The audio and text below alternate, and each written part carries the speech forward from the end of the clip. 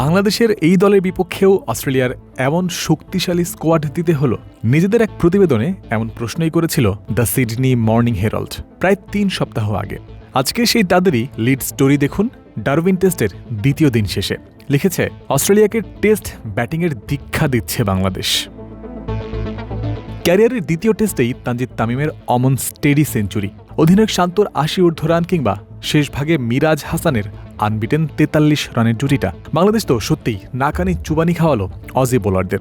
Pat Cummins বাধ্য হলেন ৮ জন বোলারকে অ্যাটাকে আনতে, কিন্তু সেকেন্ড ডেতে ৮৬ ওভার বোলিং করে বাংলাদেশের মাত্র ৫টা উইকেটই ফেলতে পেরেছেন জশ হেজেলউড, নাথান লায়নরা।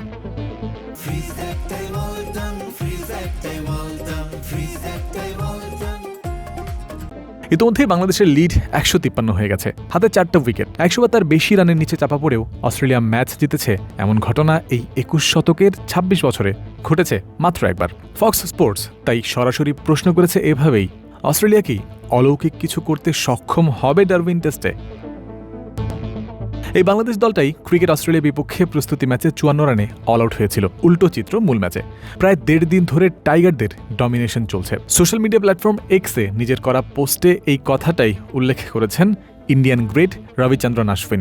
ডারউইনে খোদ স্বাগতিকদের ব্যাকফুটে ঠেলে রেখেছে বাংলাদেশ। অন্তত এমন কিছু তো কারো স্ক্রিপ্টেই লেখা ছিল না। অশ্বিন বলেছেন, বাংলাদেশের এত দারুণ ঘুরে দাঁড়ানো টেস্ট ক্রিকেটের সৌন্দর্যই তো এটা। টাইগারদের ডমিনেশনের ২টো দিন শেষ হয়েছে, ম্যাচের বাকি এর থেকেও আরও বেশি সময়।